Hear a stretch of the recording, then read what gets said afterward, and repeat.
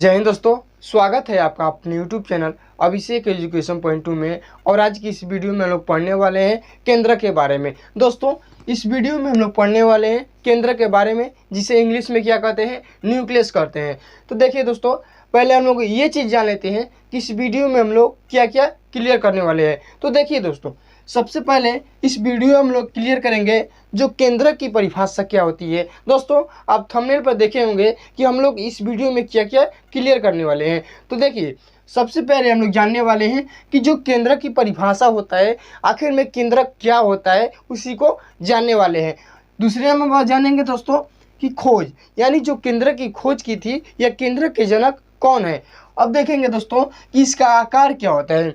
अब देखिए दोस्तों, इसका आकार क्या होता है। अब एग्जाम में जो पूछा जाता है, जो केंद्र का उपनाम, जैसे देखिए, जैसे महान पुरुषों का उपनाम बताया जाता है, पूछा जाता है कंपटीशन में, उसी तरह यहाँ से पूछा जाता है कि मान लीजिएगा कि ब्रेन ऑफ सेल किसे कहते हैं। तो ऐसे क्वेश्चन हम लोग क्लियर करने वाले हैं। उसके बाद हम लोग देखेंगे जो संरचना, देखेंगे कि जो न्यूक्लियस का संरचना देखेंगे, स्ट्रक्चर ऑफ न्यूक्लियस। तो देखिए, इसमें हम लोग देखेंगे कि जो केंद्र का भाग होता है, जो संरचना होता है, उसके अंदर केंद्र को 4 भागों में बांटा गया है। उसके बाद हम लोग आएंगे केंद्र के कार्य की तरफ, और अंतिम में देखेंगे कि जो केंद्र का चित्र होता है कैसा होता है। तो चलिए दोस्तों, वीडियो को स्टार्ट करते हैं। देखिए, वीडियो बहुत इंटरेस्टिंग होने वाली है। आपसे अनुरोध है कि आप अंत तक बने रहिएगा। तो देखिए, सबसे पहला होता है परिभाषा, यानी जो केंद्र या न्यूक्लियस। व्हाट इज न्यूक्लियस, यानी केंद्र क्या है। तो देखिए, कोशिका द्रव्य में एक गोल संरचना पाई जाती है। देखिए दोस्तों, देखिए, ये कोशिका है ना, ये क्या है, कोशिका द्रव्य। तो बता रहा है कि जो कोशिका द्रव्य में, कोशिका द्रव्य में एक गोल संरचना पाई जाती है, जिसे क्या कहते हैं, केंद्रक कहते हैं। देखिए दोस्तों, देखिए, ये कोशिका द्रव्य है और ये क्या है, केंद्रक है। आप जानते होंगे सबसे प्रमुख क्या होता है, केंद्रक होता है। अब देखिए दोस्तों, ये कोशिका के अंदर, ये कोशिका द्रव्य में एक गोल संरचना पाई जाती है। जैसे यहाँ पर गौर कीजिएगा कि ये कोशिका द्रव्य है और ये क्या है, पूरी की पूरी ये कोशिका है दोस्तों, ये कोशिका है। और इसके अंदर जो भरा पदार्थ है वो कोशिका द्रव्य, और जो न्यूक्लियस के अंदर भरा पदार्थ होता है उसे क्या कहते हैं, केंद्रक द्रव्य। लेकिन हमको जानना है कि केंद्रक क्या होता है। देखिए, कोशिका के अंदर, कोशिका द्रव्य में जो गोल संरचना पाई जाती है उसे क्या कहते हैं, केंद्रक। हालांकि जो केंद्र की परिभाषा कहीं पूछा नहीं जाता है। देखिए, हम लोग की क्या आदत है कि हम लोग को जो फालतू का चीज़ है, जो अनकॉन्सेप्चुअल चीज़ है, जो एग्जाम की दृष्टि से महत्वपूर्ण नहीं है, वो ज़्यादा आसानी से याद हो जाता है, क्योंकि वो फालतू का चीज़ है। लेकिन जो काम का चीज़ रहता है वो याद नहीं होता है। क्योंकि जो बहुत ज़्यादा लिखा रहता है हिंदी में, हम लोग जानते हैं कि वो बहुत अच्छा है, लेकिन अच्छा नहीं रहता है। तो देखिए, यहाँ पर मैं उम्मीद करता हूँ कि आप कॉन्सेप्ट की चीज़ें ही समझें, और मैं खुद प्रयास करता हूँ कि जो कॉन्सेप्चुअल बात है मैं उसी को बताऊँ। तो देखिए, केंद्र क्या होता है। तो कोशिका के अंदर कोशिका द्रव्य में एक गोल संरचना पाई जाती है, जिसे क्या कहते हैं, केंद्रक कहते हैं। अब देखिए दोस्तों, जो केंद्रक होता है वो कोशिका का क्या है, बहुत प्रमुख अंगक है। देखिए, कोशिका का प्रमुख अंगक माना जाता है। केंद्र को क्या माना जाता है, कोशिका का प्रमुख अंगक। अब देखिए, केंद्रक यानी केंद्र में, केंद्रक क्या नाम पड़ा, क्यों नाम पड़ा, क्योंकि ये केंद्र में स्थित है। देखिएगा कि ये मान लीजिए यहाँ पर माइटोकॉन्ड्रिया है, गाल्जी का है, इंडोप्लाज्मिक रेटिकुलम है, जैसे मान लीजिए कोई भी, लेकिन बीच में क्या है, न्यूक्लियस है। तो ये बीच में स्थित होने के कारण इसे क्या कहते हैं, न्यूक्लियस। न्यूक्लियस का अर्थ क्या होता है, नाभिक। यानी नाभिक का मतलब क्या होता है, जो सेंटर में उपस्थित हो, एकदम बीच में उपस्थित हो। तो केंद्र का नाम कैसे पड़ा, क्योंकि ये कोशिका क्या है, बीच में स्थित है। अब देखिए, अब चर्चा कर रहे थे कि कोशिका का प्रमुख अंगक है। जो केंद्र को कोशिका का क्या माना जाता है, प्रमुख अंगक माना जाता है। अब देखिए, प्रमुख अंगक क्यों माना जाता है। देखिए दोस्तों, देखिए, जिस प्रकार से एक क्लासरूम में जो मॉनिटर का कार्य क्या, देखिए, हम लोग छोटे थे तो उसमें क्या बनाया जाता था, क्लासरूम में जो तेज होता था उसको मॉनिटर बनाया जाता था। तो इस ठीक इसी प्रकार मॉनिटर का कार्य करता है यहाँ पर न्यूक्लियस। देखिए न्यूक्लियस क्या करता है कि जो पूरे कोशिकांग है, देखिए उस समय यदि उस समय इमेजिनेशन करेंगे तो उस समय जो मॉनिटर होता था क्या करता था कि स्टूडेंट के कार्य विधि पर क्या करता था, देख रेख करता था, उस पर देखिए अंकुश लगाता था। देखिए कि कौन पढ़ रहा है, कौन क्या कर रहा है, कौन बात कर रहा है, तो अपनी सूचना को क्या टीचर तक पहुँचाता था कि देखिए ये स्टूडेंट इस तरह से कार्य कर रहे हैं। उसी तरह ये न्यूक्लियस क्या करता है, सभी कोशिकांग पर क्या करता है, नियंत्रण करके रखता है। दोस्तों सभी कोशिकांग पर नियंत्रण करके रखता है, इसलिए इसे क्या कहते हैं, कोशिका का महत्वपूर्ण अंगक है, कोशिका प्रमुख अंगक है। आगे बढ़ते हैं दोस्तों, हम लोग का परिभाषा एक क्लियर हो गया, परिभाषा हम लोग का क्लियर हो गया। अब देखिए खोज की तरफ, या खोज कहिए या जनक कहिए। देखिए केंद्रक की खोज, देखिए रॉबर्ट ब्राउन ने 1831 ईस्वी में, बहुत महत्वपूर्ण है दोस्तों, हालांकि पूछा जाता है एग्जामों में। देखिए खोज यदि पूछे तो रॉबर्ट ब्राउन ने 1831 ईस्वी में की थी। अब देखिए कोशिका का आकार, देखिए जैसे हम लोग का है तो यहाँ से मान लीजिए 2 हाथ है, 2 पैर है, ऐसा मुंह है, उसी तरह केंद्र का क्या है कि जो what is structure of nucleus, what is structure of nucleus, या कह सकते हैं what is image of nucleus. यानी जो फोटो बन रहा है, जो न्यूक्लियस का फोटो बन रहा है, हम लोग देखिए मान लीजिए यहाँ पर खड़ा हो जाए, क्या लंबा दिख रहा है, उसी तरह केंद्रक व्हाट इज न्यूक्लियस ऑफ, देखिए what is image of nucleus, यानी जो चित्र दिखाई देता है बाहर से न्यूक्लियस का कैसे दिखाई देता है। तो देखिए या तो गोलाकार दिखाई देगा, देखिए या तो वो गोलाकार होगा या अंडाकार। देखिए अंडाकार बना लीजिए ऐसे, देखिए ये दो ही इसका चित्र है। देखिए आकार देखिए गोलाकार होगा या अंडाकार होगा। हालांकि ये पूछा नहीं जाता है कहीं कि बताइए कि न्यूक्लियस का आकार कैसा होता है। देखिए आपको बताना जरूरी है, क्योंकि यदि छूट जाए तो आप कहेंगे कि अरे बहुत महत्वपूर्ण था, वो छूट गया है, इसलिए बताना पड़ता है। अब देखिए मैंने कहा था कि जो न्यूक्लियस है उसका कुछ उपनाम है। देखिए केंद्र को ब्रेन ऑफ सेल कहते हैं, कोशिका का मस्तिष्क कहते हैं, क्योंकि जिसके पास दिमाग रहेगा वही चलाता है, ऐसे याद कर सकते हैं। ब्रेन ऑफ सेल यानी कोशिका का मस्तिष्क, जिसके पास दिमाग रहता है वह सबको कंट्रोल करके रखता है। देखिए जिसके पास दिमाग रहता है सबको कंट्रोल करके रखता है। ये देखिए जिसके पास दिमाग रहता है, यानी केंद्र को क्या कहते हैं, ब्रेन ऑफ सेल कहते हैं, वही कंट्रोल करके रखता है, तो इसको कंट्रोलर के नाम से जानते हैं। और कंट्रोलर का मतलब प्रबंधक, ऐसे याद कर सकते हैं आप। देखिए जिसके पास दिमाग रहता है वही कंट्रोल करता है, जिसके पास दिमाग रहता है वही कंट्रोल करके रखता है और प्रबंधक का कार्य करता है। तो ऐसे याद कर सकते हैं कि ब्रेन ऑफ सेल, कंट्रोलर, प्रबंधक, तीन उपनाम है दोस्तों। देखिए केंद्र को ब्रेन ऑफ सेल कहते हैं, केंद्र को कंट्रोलर के नाम से जानते हैं। देखिए इसको तो पहले बता दिए थे। अब देखिए दोस्तों केंद्र को कंट्रोल, मैं अभी बताया था कि इस प्रकार से मॉनिटर सबको कंट्रोल करके रखता है, सभी क्लास के स्टूडेंट है उसको क्या करता है, उनके गतिविधियों पर ध्यान रखता है। उसी तरह क्या करता है, उसी तरह यहाँ पर जो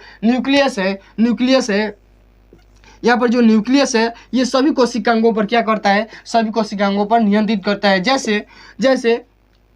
जैसे कि मान लीजिए एक पिताजी है, मान लीजिए उदाहरण देखिए, इसको समझ गए ना तो क्या होता है इसका, आखिर में इसको क्यों कंट्रोलर के नाम से जानते हैं ये समझ जाएंगे। देखिए जैसे पिताजी क्या करते हैं कि मान लीजिए 4 पुत्र हैं उनके, एक पिताजी के कितने पुत्र, 4 पुत्र, तो कहेंगे ये काम तुमको करना है। मान लीजिए कुछ अलग अलग काम दे दिए, ये चारों को अलग अलग काम कर दे दिए। अब वो आएंगे तो ये पूछेंगे क्या हो रहा है, जो काम दिए थे वो हो गया कि नहीं। उसी तरह मान लीजिए माइटोकॉन्ड्रिया से हमें ऊर्जा प्रदान करना है, तो ये क्या कहेगा, माइटोकॉन्ड्रिया तुम ऊर्जा बनाओ, क्योंकि ये मस्तिष्क से सबका लेखा जोखा कर रहा है कि कौन ऊर्जा बना रहा है कि नहीं, यानी जो कोशिका मर गई है लाइसोसोम उसको साफ कर रहा है कि नहीं, सबको ऑर्डर देता है कि तुम ये काम करो। तो क्या कहते हैं, प्रबंधक कहते हैं, सबकी व्यवस्था करता है कि कब कहाँ कितने मात्रा में ऊर्जा पहुँचाना है, कब कहाँ कैसे करना है, इसीलिए इसको क्या कहते हैं, प्रबंधक करते हैं। सबको अपने अंदर कंट्रोल करके रखता है, बोलता है कि ये काम करो, सामान ढो, गालजी का है यहाँ से सामान ढो, ऐसे कार्य करता है।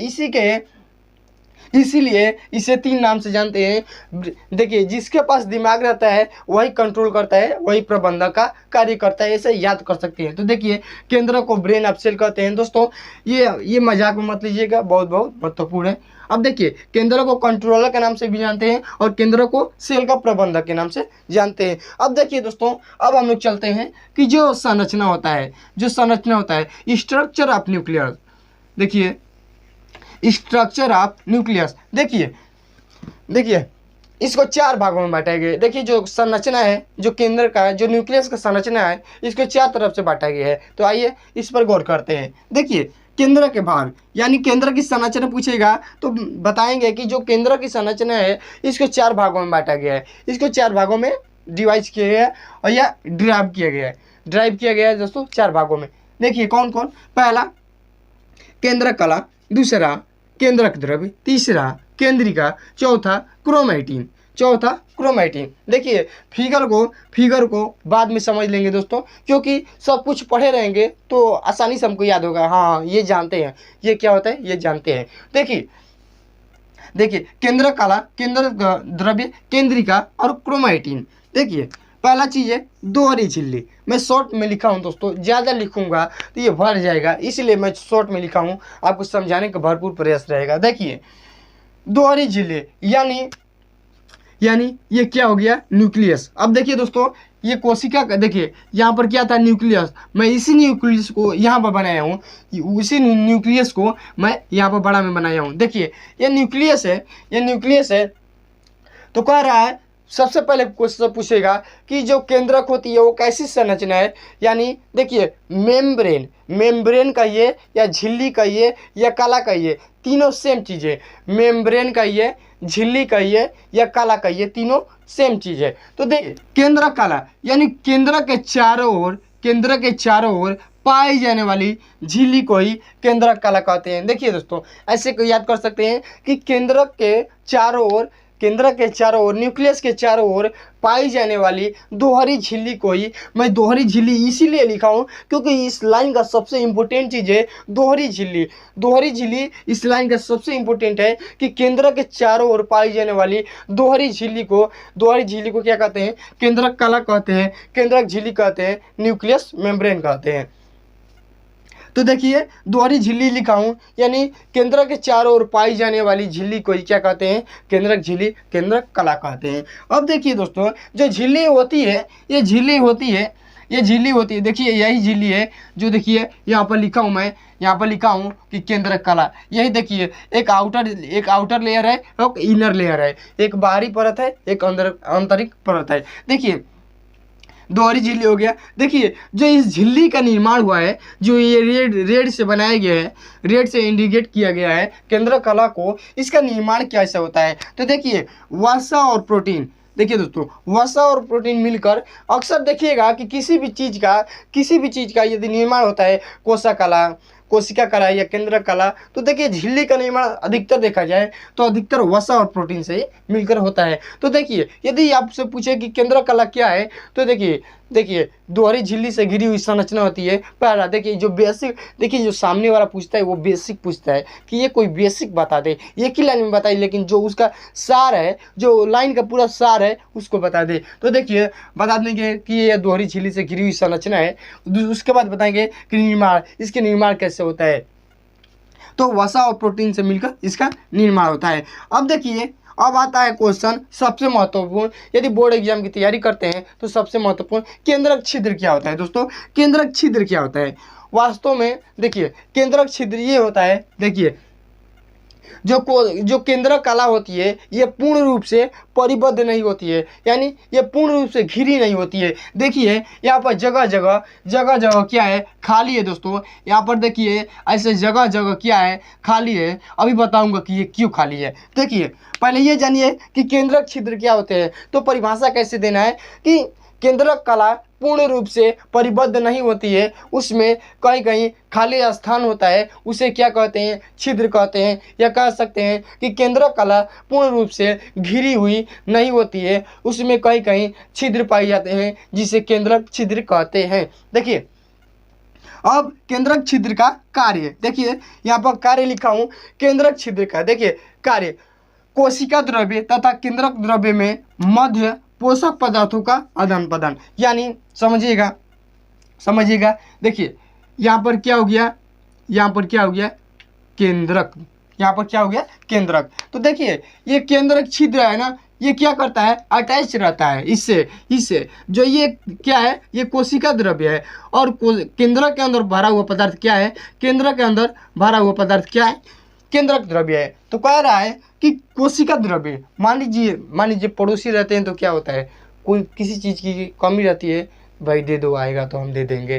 तो ऐसे ही इसमें साझा रहता है। देखिए पड़ोसी में क्या रहता है कि कोई सामान नहीं है तो ज़रूरत पड़ने पर क्या करते हैं, मांग लेते हैं, दूसरे के संपर्क में रहते हैं। उसी तरह कोशिका द्रव्य और केंद्र द्रव्य एक दूसरे से क्या करते हैं, जुड़े हुए रहते हैं। मान लीजिए देखिए जुड़े नहीं होते हैं और इसके साथ कंडीशन भी देखिए मध्य इनका पोषक पदार्थों का, यानी जरूरत पड़ने पर मान लीजिए इसके पास कोई पोषक पदार्थ नहीं है तो ये क्या करेगा कि कोशिका द्रव्य से जुड़ा हुआ है तो इसके द्रव्य से वो अपने द्रव्य में ले सकता है, इसीलिए यहाँ पर क्या है छिद्र बनाए गए हैं। तो सबसे महत्वपूर्ण है कि इसका कार्य पूछता है सबसे ज़्यादा परिभाषा नहीं पूछेगा कि परिभाषा को परिभाषित कीजिए, लेकिन इसके कार्य पर भी चर्चा करिए। तो देखिए कोशिका द्रव्य यानी जो कोशिका द्रव्य तथा केंद्रक द्रव्य के मध्य पोषक पदार्थों का आदान प्रदान होता है। उम्मीद है दोस्तों कि केंद्रक कला आप समझ गए होंगे। अब चलते हैं केंद्रक द्रव्य की ओर। अब देखिए केंद्रक द्रव्य,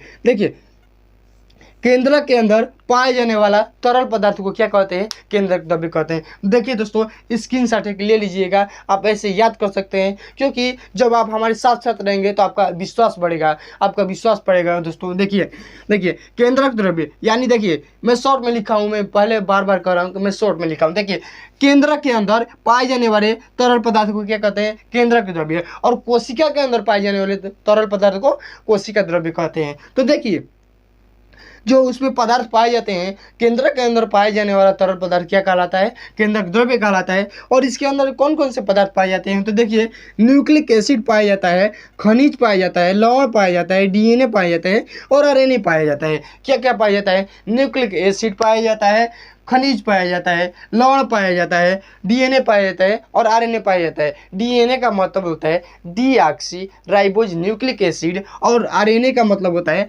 राइबोज न्यूक्लिक एसिड। क्या होता है, डी का मतलब होता है डीऑक्सी, आर का एन का मतलब होता है न्यूक्लिक और ए का मतलब होता है acid. Deoxy ribose nucleic acid और आरएनए का फुल नेम होता है राइबोज न्यूक्लिक एसिड। अब देखिए केंद्रिका की ओर चलते हैं दोस्तों। यहाँ पर वन शॉट में पढ़ेंगे केंद्रिका, इसके बाद हम वीडियो बनाए हैं केंद्रिका के ऊपर, आप जाकर देख लीजिएगा। देखिए केंद्रिका क्या होती है, देखिए केंद्रक के अंदर एक गोल संरचना पाई जाती है। देखिए केंद्रक के अंदर पाई जाने वाली एक गोल सघन संरचना को क्या कहते हैं, केंद्रिका कहते हैं। कैसे याद करेंगे कि केंद्रिका के अंदर पाई जाने वाली एक गोल सघन संरचना को क्या कहते हैं, केंद्रिका कहते हैं। अब देखिए सबसे महत्वपूर्ण चीज़, ये आवरण विहीन होता है। आवरण का मतलब इसके चारों ओर क्या होती है, झिल्ली नहीं पाई जाती है, इसके चारों ओर कोई मेम्ब्रेन नहीं पाई जाती है, इसके चारों ओर कोई कला नहीं पाई जाती है, अर्थात ये किसी झिल्ली से नहीं घिरा होता है, किसी झिल्ली से परिबद्ध नहीं होता है। देखिए यह आवरण विहीन क्या है, कोशिकांग है। ये केंद्रक के अंदर पाई जाने वाली एक गोल सघन संरचना को केंद्रिका कहते हैं, यह आवरण विहीन होती है। तीसरा चीज राइबोसोम का मशीन कहते हैं। देखिए राइबोसोम का मशीन कहते हैं। देखिए राइबोसोम का मशीन क्यों कहते हैं केंद्रिका को, देखिए मैंने कहा है कि केंद्रिका की अलग वीडियो बनाया हूँ, उसमें डिटेल से पढ़ेंगे केंद्रिका के बारे में। देखिए राइबोसोम का मशीन कहते हैं, क्यों कहते हैं, राइबोसोम के लिए आरएनए का संश्लेषण का कार्य करती है। जो केंद्रिका का कार्य होता है क्या करता है, आरएनए का संश्लेषण करती है और राइबोसोम का निर्माण करती है। देखिए आरएनए का संश्लेषण करके राइबोसोम का निर्माण करते हैं, इसीलिए देखिए जहाँ निर्माण होता है, देखिए मैं यदि घर पर ये मार्कर बनाने लगूँ, ये डस्टर बनाने लगूँ, तो हम लोग क्या करें, ये डस्टर और मार्कर की फैक्ट्री है, ये डस्टर और मार्कर की फैक्ट्री है। यदि उसी तरह यहाँ पर क्या केंद्रिका बनाने लगे राइबोसोम, धड़ केंद्रिका राइबोसोम बनाने लगे, तो उसको क्या कहते हैं, केंद्रिका का ये मशीन है, ये राइबोसोम का मशीन हो गया, फैक्ट्री हो गया। देखिए राइबोसोम के लिए आरएनए का संश्लेषण करके राइबोसोम का निर्माण करती है। इसीलिए राइबोसोम का मशीन कहते हैं। किसको कहते हैं? केंद्रिका को कहते हैं। अब देखिए, अब यहाँ पर क्रोमैटिन आता है। क्रोमैटिन, देखिए क्रोमैटिन आता है कि क्रोमैटिन आखिर में होता क्या है। देखिए क्रोमैटिन एक्चुअली जब तक ये तंतु के समान होता है, देखिए दोस्तों ये जो यहाँ पर खींचा हुआ है लाइन, ये तंतु के समान होता है। कब तक होता है? देखिए कब तक होता है? जब तक ये गुणसूत्र में ना बदल जाए। क्रोमैटिन बस ये पढ़ना है कि केंद्रक द्रव्य में सॉरी दोस्तों, हाँ सही है, केंद्रक द्रव्य में धागे नुमा पाई जाने वाली संरचना को क्या कहते हैं? क्रोमैटिन कहते हैं। क्रोमैटिन, देखिए यहाँ पर लिखा है क्रोमैटिन। ये धागे के जो ब्लैक से जैसे जो उलझे हुए ये धागे हैं दोस्तों, ऐसे ऐसे बनाए गए हैं, ये क्या है? क्रोमैटिन है। तो चलते हैं दोस्तों परिभाषा की तरफ। देखिए केंद्रक में पाए जाने वाले धागे नुमा संरचना को क्या कहते हैं? देखिए केंद्रक में पाए जाने वाले या केंद्रक के अंदर पाए जाने वाले धागे नुमा संरचना को क्या कहते हैं? क्रोमैटिन कहते हैं। अब देखिए जो क्रोमैटिन होता है वह कोशिका विभाजन के समय गुणसूत्र में बदल जाता है। देखिए दोस्तों, देखिए ऐसे स्पष्ट रूप से जब तक क्रोमैटिन रहेगा तब तक आप स्पष्ट रूप से नहीं देख पाएंगे, और जब यह गुणसूत्र में बदल जाता है तो इसका आकार बदल जाता है। जो उलझा हुआ धागा रहता है वो सहज रूप में यानी सुलझ जाता है। यानी क्या होता है? सुलझ जाता है, और उसको अच्छे से हम देख पाते हैं। देखिए केंद्र के अंदर पाए जाने वाले धागे नुमा संरचना को क्या कहते हैं? क्रोमैटिन कहते हैं। अब कह रहा है कि जो क्रोमैटिन होता है, जब कोशिका का हमारे अंदर विभाजन होता है तो वो क्या होता है? क्रोमैटिन गुणसूत्र में बदल जाता है। देखिए छोटे होकर सिकुड़ कर मोटे हो जाते हैं और गुणसूत्र का निर्माण कर लेते हैं। देखिए कोशिका विभाजन के समय क्रोमैटिन छोटे और मोटे होकर क्या हो जाते हैं? गुणसूत्र में बदल जाते हैं। तो वही कह रहा है कि कोशिका विभाजन के समय क्रोमैटिन गुणसूत्र में बदल जाते हैं। अक्सर ये उलझे हुए धागे ही क्रोमैटिन कहलाते हैं। अब देखिए प्रत्येक जीवधारी में गुणसूत्र की संख्या निश्चित होती है, अवश्य निश्चित होती है। देखिए दोस्तों, देखिए जो गुणसूत्र की संख्या होती है प्रत्येक जीवधारी में, संसार के प्रत्येक जीवधारी में निश्चित गुणसूत्र पाया जाता है। कह रहा है कि प्रत्येक जीवधारी में गुणसूत्रों की संख्या निश्चित होती है। जैसे हम लोग अपना एग्जांपल लेते हैं मानव का। देखिए मानव का यानी मानव में क्या पाया जाता है? मानव में 23 जोड़ी गुणसूत्र पाए जाते हैं, अर्थात 46 गुणसूत्र पाए जाते हैं। आइए जरा हम लोग चर्चा करें कि गुणसूत्र के जो मानव में 46 पाए जाते हैं वो कैसे हैं। देखिए जो मानव में 23 जोड़ी गुणसूत्र पाए जाते हैं अर्थात 46 गुणसूत्र पाए जाते हैं। देखिए 22 जोड़ी यानी अर्थात 44 गुणसूत्र तो समान रहते हैं। कहाँ समान रहते हैं? स्त्री और पुरुष दोनों में समान रहते हैं, लेकिन एक जोड़ा गुणसूत्र क्या होता है? भिन्न होता है, अलग होता है। यहाँ से देखिएगा दोस्तों, जो अलग होता है, जो एक जोड़ा अर्थात दो वह होता है मेल में क्या होता है? मेल में XY होता है और फीमेल में क्या होता है? XX होता है। एक्चुअली लोग समाज क्या कहते हैं कि इस स्त्री का लड़का हुआ है, लड़की हुआ है। देखिए एक्चुअली में यहाँ पर कंडीशन देखा जाए तो यहाँ पर मेल में होता है। देखिए मेल से जो गुणसूत्र निकल कर जाता है फीमेल में, उसी के आधार पर क्या होता है? संतति का निर्धारण होता है। एक्चुअली कहते हैं कि फीमेल में, यहाँ पर फीमेल की गलती नहीं रहती है, यहाँ पर पूरी तरह से देखा जाए तो मेल की गलती रहती है, क्योंकि फीमेल में तो सेम है। फीमेल में गुणसूत्र की जो है नाम सेम है। देखिए XX, देखिए, और फीमेल में क्या है? XY। देखिए अब जो यहाँ से जाएगा गुणसूत्र, जो यहाँ से जाता है, मान लीजिए इसके यहाँ पर X आया, ये अपने देखिए टोटल काम यहाँ से करना है। देखिए यदि देखिए मान लीजिए ये राम है, ये श्याम है। देखिए इसका 5 रुपया है, इसके बाद 5 रुपया है, लेकिन इसके पास 10 रुपया है और 5 रुपया है। अब देखिए ये इसको जितना देगा वो वही लेगा। मैं आपको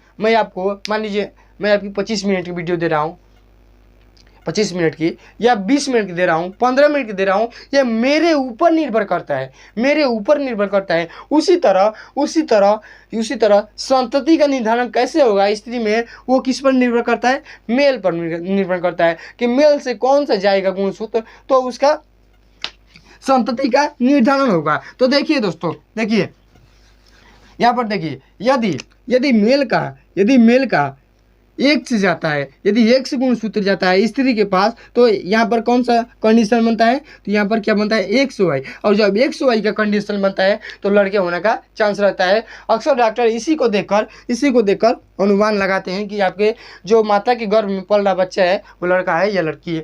जब यहाँ से पुरुष का एक से गुणसूत्र और माता का, देखिए माता को तो भाई दोनों एक ही है, दोनों एक है। यहाँ पर ये भाई एक से देंगे या ये पिताजी यहाँ पर वाई देंगे या एक से देंगे, गलती इनकी है। देखिए समाज अब क्यों नहीं कहता है कि आप क्यों नहीं वाई दिए आप, क्यों? इस पर ये ऑटोमेटिक है, इस पर कंट्रोल नहीं किया जा सकता है। देखिए जब एक से देंगे तो लड़की का चांस बनेगा, यहाँ से भी एक और यहाँ से भी एक, तो इसका निर्धारण कौन करता है, तो ये यदि ऐसा कंडीशन आता है, कंडीशन बनता है तो लड़की का जन्म होता है, और ऐसी कंडीशन बनता है 100 का तो लड़का का जन्म होता है। तो देखिए यहाँ पर हम लोग का कंप्लीट हुआ केंद्र की संरचना में क्या पढ़े, केंद्र के 4 भाग होते हैं, उसी के अंदर हम लोग संरचना को पढ़े। अब देखिए अब थोड़ा सा इधर नजर डालते हैं इंपॉर्टेंट पॉइंट की तरफ। पहले हम लोग अब देख लीजिए फिगर। देखिए फिगर क्या है, जो रेड से बनाया गया है, इसको बना लीजिएगा दोस्तों, इसको बना लीजिएगा। देखिए जो केंद्र काला क्या जाने दोस्तों कि चारों ओर दोहरी झिल्ली पाई जाती है। देखिए इसमें 2 झिल्ली है, एक आउटर एक इनर लेयर। अब देखिए केंद्रक छिद्र जान लिएगा यहाँ से कि जो केंद्रक कला होती है पूर्ण रूप से परिबद्ध नहीं होती है, कहीं कहीं छिद्र होता है। तो देखिए छिद्र जो है ना, तो इसी को क्या कहते हैं, केंद्रक छिद्र। और देखिए केंद्रक द्रव्य, जो इसके अंदर जो भरा हुआ है पदार्थ जो केंद्रकों के अंदर, उसको क्या कहते हैं, केंद्रक द्रव्य कहते हैं। और क्रोमेटिन क्या कहते हैं, जो ऐसे रस्सी में के समान है ना, उसको क्या कहते हैं, क्रोमेटिन कहते हैं। और केंद्रिका, देखिए यहाँ पर केंद्रिका बनाया हूँ, ये आवरण नहीं है बेचारा का, देखिए यहाँ पर आवरण नहीं है, ऐसे घूमता है। और ऐसे घूमने के साथ ये पूरा क्या है, केंद्र से अटैच रहता है, केंद्र के संपर्क में रहता है। तो देखिए अब देखते हैं कुछ इंपॉर्टेंट पॉइंट। गुणसूत्र पर अति सूक्ष्म कण पाए जाते हैं जिसे जीन कहते हैं। देखिए अब इसी में मत कमेंट कर दीजिएगा दोस्तों कि जीन पर वीडियो बनाई।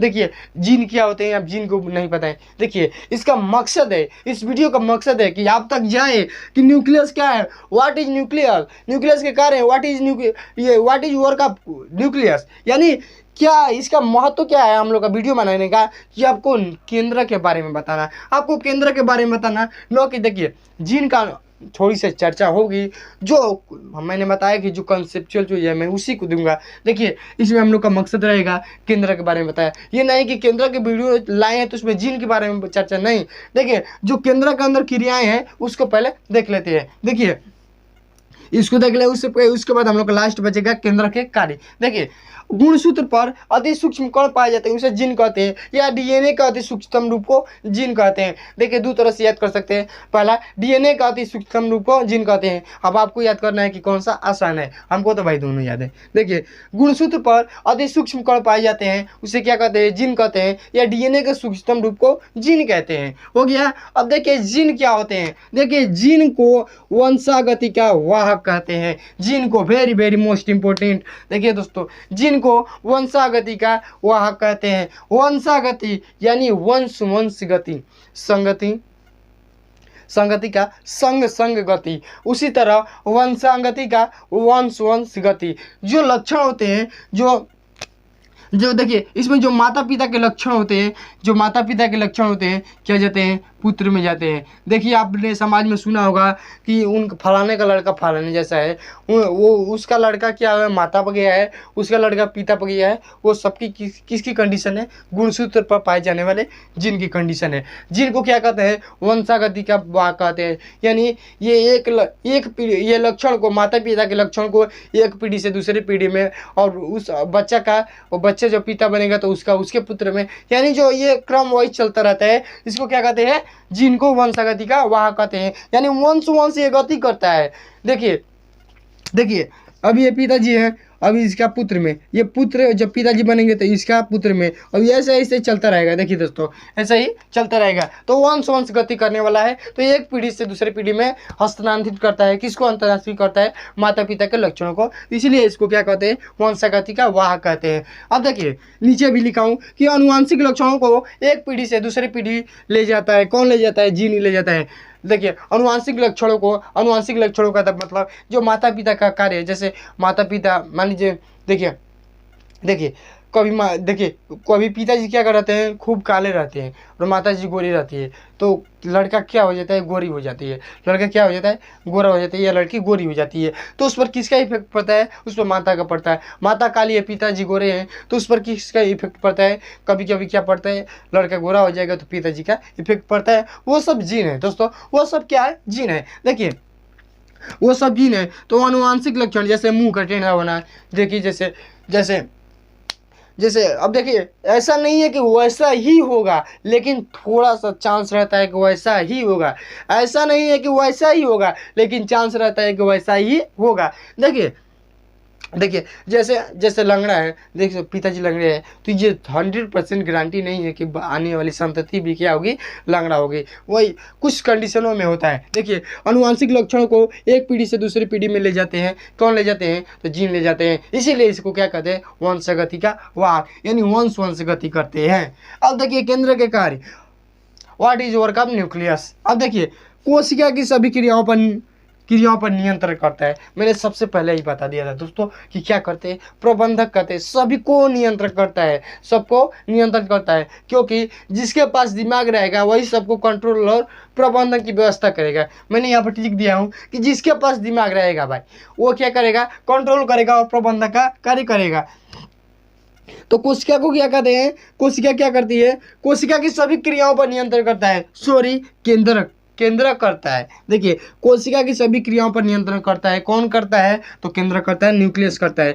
कोशिका विभाजन पर नियंत्रित करता है। देखिए कितने गुणसूत्र ले जाना है, क्या करता है, देखिए केंद्र के अंदर क्या है, केंद्र के अंदर क्या है, जी गुणसूत्र है, गुणसूत्र डीएनए आरएनए सब है। तो डीएनए के अंदर क्या है, डीएनए के अंदर है जीन यानी ये गुणसूत्र का जब विभाजन होता है, जब कोशिका के अंदर गुणसूत्र का विभाजन होता है तो उस पर नियंत्रण करता है, नियंत्रण करना है, यानी अगला कोशिका बनाना है तो ये करता है, इसकी क्या करता है, यहाँ मान लीजिए 6 है तो ये 3 गो इधर कर देगा, 3 गो इधर, क्या करता है, नियंत्रण करता है। कोशिका विभाजन के समय गुणसूत्रों पर नियंत्रण करता है या कोशिका विभाजन पर नियंत्रण करता है। तो आज की वीडियो यहाँ पर कंप्लीट हुई। अगले टॉपिक को हम लोग बात करेंगे क्रोमेटिन। नहीं दोस्तों, अब मत कहिएगा कि क्रोमेटिन पर वीडियो बनाइए। देखिए कैसे, क्योंकि क्रोमेटिन का जब तक नाम है तभी तक नाम है, इसके बाद ये गुणसूत्र में बदल जाता है, और गुणसूत्र की चर्चा हम लोग इस वीडियो में कर चुके हैं। देखिए मैंने यहाँ पर गुणसूत्र के बारे में बता दिया है। क्रोमेटिन जब तक नाम है जब तक कोशिका का विभाजन नहीं हो जाता है, कोशिका का पहले उसे क्रोमेटिन कहते हैं, जो उलझे हुए धागे के समान है। यदि इसको गुढ़ी देखें हैं, खेत में जब गुढ़ी बनाई जाती है, गुढ़ी जो बोझा को बांधने के लिए, वो गुढ़ी क्या है, गुणसूत्र है, वैसे याद कर सकते हैं। और जब ये सुलझ जाता है, जो मोटे हो जाते हैं, सिकुड़ के छोटे हो जाते हैं, तो गुणसूत्र किसी समान दिखने लगता है, गुढ़ी के समान दिखने लगता है। उसको स्पष्ट रूप से देखा जा सकता है, लेकिन क्रोमेटिन को स्पष्ट रूप से नहीं देखा जा सकता है। तो देखिए आज की वीडियो दोस्तों यही समाप्त होती है। और आप कमेंट नहीं कर रहे हैं कि आपको वीडियो कैसी लग रही है और आपको वीडियो कैसी चाहिए, किस टॉपिक पर चाहिए, आप कमेंट करिए दोस्तों। और यदि चैनल पर नए हैं तो चैनल को सब्सक्राइब करिए, अपने भाई को भी आगे ले जाइए। Thanks for watching my video. मिलेंगे अगले नए वीडियो के साथ।